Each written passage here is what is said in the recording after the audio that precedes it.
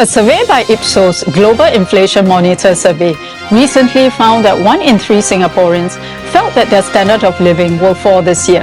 Singaporeans think that inflation will keep going up, unemployment will increase, and interest rate will keep going higher. Do Singaporeans feel that the Russia-Ukraine war is entirely to be blamed for the inflation? We are going to discuss this today. Hi everyone, welcome to What's Up SG. Can we expect the Russia-Ukraine war to end soon? Singapore became the most expensive city for the 8th time in 10 years, across 172 major cities worldwide, according to EIU. The inflation rate is attributed to the disruption of the supply chain in food and energy from the ongoing COVID-19 pandemic and Ukraine war. According to the World Bank, IMF, and OECD, the sanctions have had an effect on Russia's economy as its GDP shrinks by at least 2.2% to 3.9% last year.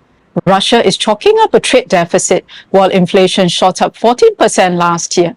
Russia's economy may continue to shrink in 2023.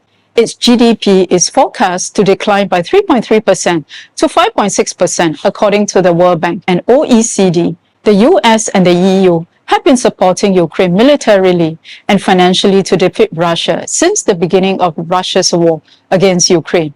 The EU and its member states have provided 12 billion euros or $12.8 billion in military aid to Ukraine, while the US Congress has approved more than $113 billion in aid and military assistance to support Ukraine. But the end of the war does not seem to be in sight. CCP has supported Russia, exporting military, dual-use technology items, computer chips and chip components to Russia, despite international sanctions.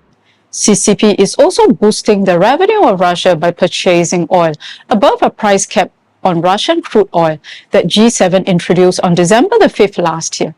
On February the 1st, the US warned that China would cross a red line if it opted to provide Russia with deadly military support, including weapons and ammunition, to aid its conflict against Ukraine, as the Epoch Times reported.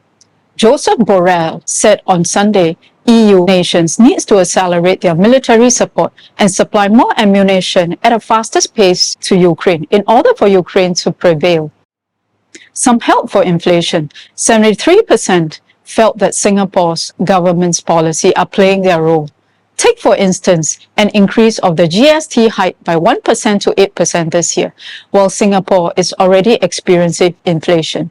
CPI all items was 6.1% year-on-year last year, and given an average monthly household expenditure of $4,900 at 6.1% inflation, this translates to additional annual household expenditure of $3,600. 1% additional GST hike will increase the annual household expenditure by $590. However, the Singapore government will support Singaporeans with a $3 billion one-off cash payment to help cushion the inflation in its recent Singapore budget announcement. Each eligible household is estimated to receive up to $2,260 in GST voucher and assurance package payment, which would help cover about 56% of the additional annual household expenditure. The rich in China are likely to continue to buy properties in Singapore. 60% of the Singapore respondents felt that the government's immigration policy contributed to the rising cost of living. Over the past 2 years, Xi's crackdown on industries like technology, real estate, and education, and his push for common prosperity have spooked the rich to leave China. China saw a net outflow of 10,800 wealthy individuals last year, or about a capital outflow of $150 billion annually from people going overseas, according to Alicia Herrero, Chief Economist for Asia Pacific at Natixis SA. QI, a real estate firm that helps sells international property to customers in Asia, said the number of mainland Chinese buyers inquiries have gone up 55% in 2023 so far, after declining in the last 2 years during the lockdown. The Chinese have been the biggest foreign buyer group of Singapore properties since 2016.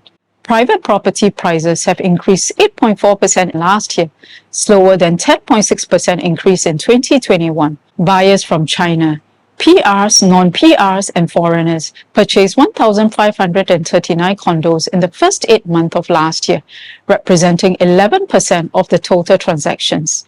The Chinese billionaires have partly driven up prices for luxury goods and services. CPI, all items for the highest 20% income group, has increased 6.8% year-on-year last year.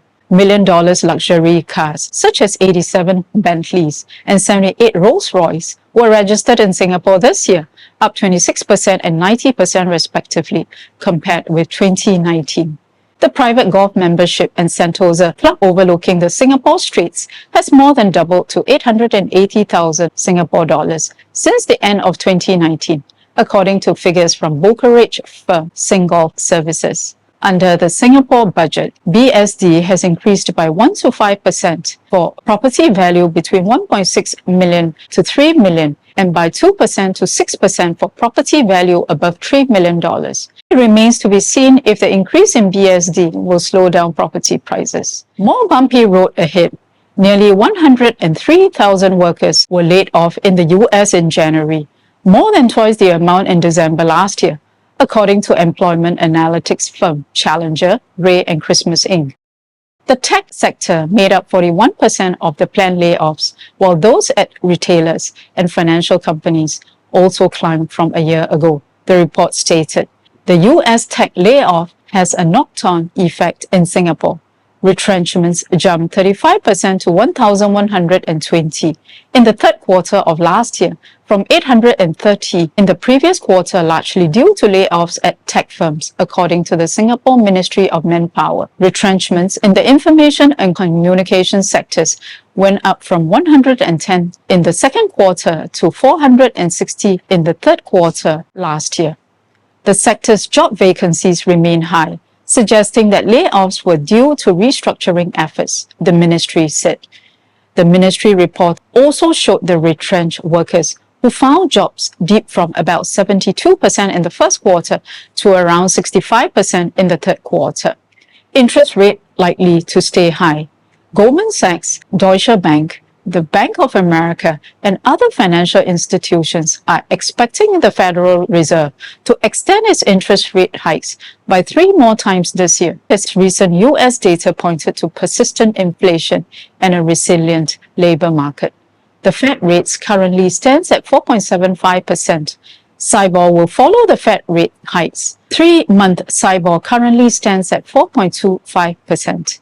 That's all for today, my friends. Please remember to share, subscribe, and like. Thank you for watching.